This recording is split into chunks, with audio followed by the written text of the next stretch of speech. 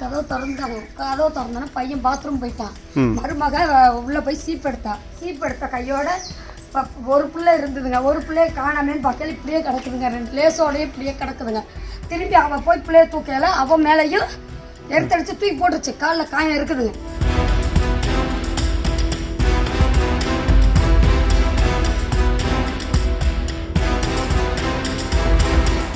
கோவை மாவட்டம் சூலூர் அருகே அப்பநாயக்கன்பட்டியில் மோட்டாரில் மின்சாரம் கசிந்து ஷஹீம் ஷா என்ற பெண் குழந்தை உயிரிழந்த விவகாரத்தில் வீட்டு உரிமையாளரின் அலட்சியம் காரணமாக உயிர் பறிபோனதாக குழந்தையின் உறவினர்கள் குற்றம் சாட்டியுள்ளனர்.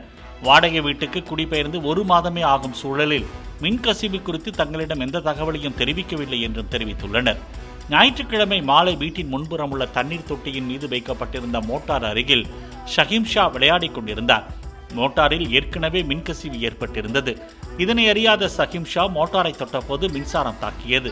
இதில் தூக்கி வீசப்பட்டு படுகாயமடைந்த ஷஹீம் ஷாவை சூலூர் அரசு மருத்துவமனைக்கு கொண்டு சென்றனர். ஆனால் அவர் ஏற்கனவே உயிரிழந்து விட்டதாக மருத்துவர்கள் தெரிவித்தனர். வீடு குடி போய் 1 மாசம் தாங்க ஆகுது. பையனுக்கு உடம்பு சரியில்லைன்னு நாங்க ஹாஸ்பிட்டல் வச்சிருந்தோம். வந்து 1 மாசத்துல குடி போனோம். அந்த வீட்டுல எந்த இதுவும் சொல்லல. இப்ப நேத்து குழந்தை இறந்துருச்சுங்க. அதே மாதிரி அவங்க மேல வீட்டு மேலேயும் கேஸ் கொடுக்கணும், அந்த அம்மா மேலேயும் கேஸ் கொடுக்கணும். ஏன்னா இது நாள் வரை இந்த நிமிஷம் வரை எங்களுக்கு ஒரு போன் வரல. என் குழந்தை என்ன ஆச்சு ஏதாச்சுன்னு கேட்கலைங்க.